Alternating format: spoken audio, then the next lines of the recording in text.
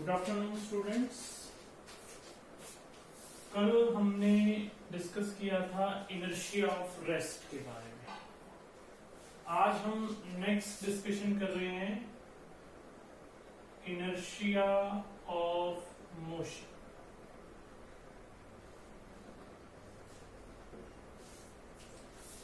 Inertia of motion क्या है? Inertia of motion है inability of a body to change its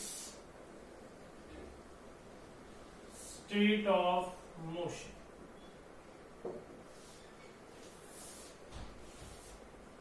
एक body अगर मोशन में है तो जब तक उस पर एक्सटर्नल फोर्स अप्लाई नहीं होगा तब तक वो बॉडी रेस्ट में नहीं आएगी। If no frictional force is present,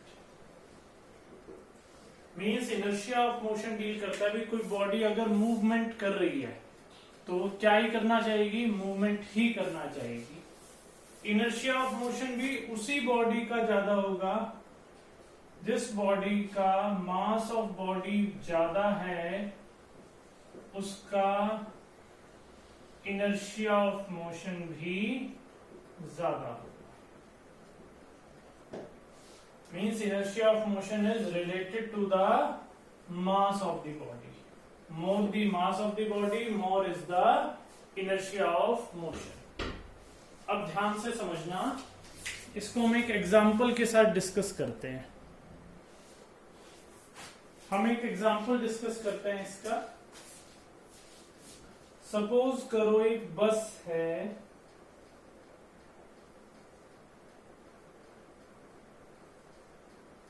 बस is moving in the forward direction. इसमें एक पैसेंजर खड़ा हुआ था। बस ने क्या किया?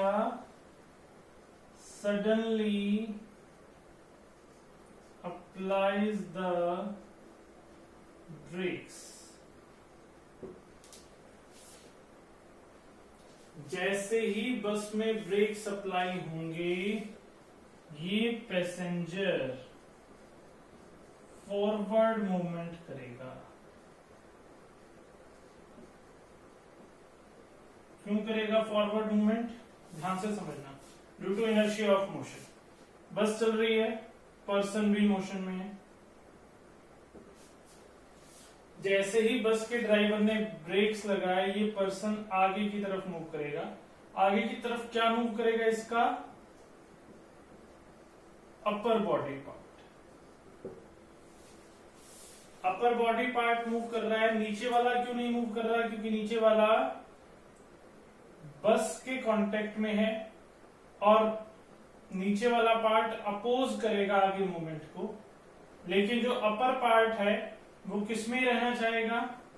मोशन में ही रहना चाहेगा, क्योंकि हमने क्या पढ़ा हुआ है? Inertia of motion. Note down कर लो इसको। नेक्स्ट इनर्शिया है हमारे पास इनर्शिया ऑफ डायरेक्शन।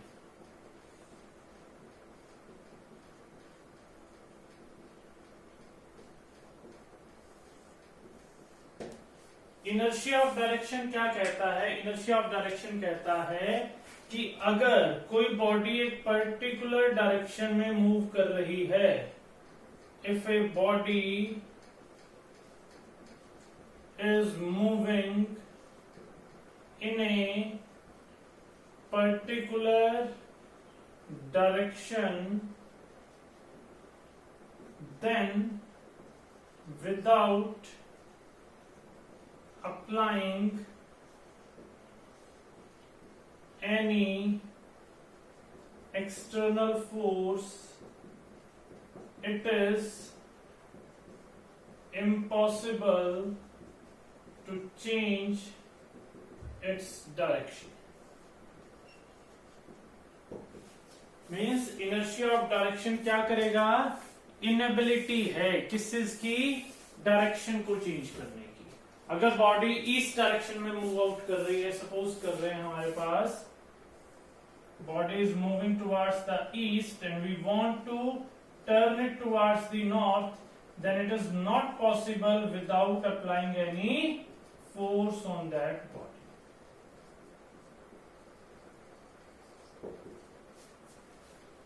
अब इन्हीं इनर्शिया के बेसिस पर हम न्यूटन ने 3 लॉज दिए।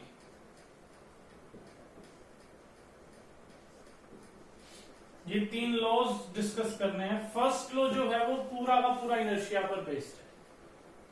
First is the Newton's first law of motion.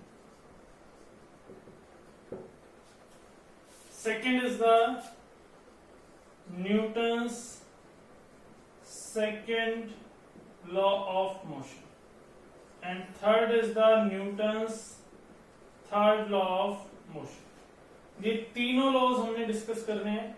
जो फर्स्ट लॉ है ये कंप्लीटली हम कहें लॉ ऑफ इनर्शिया ही है।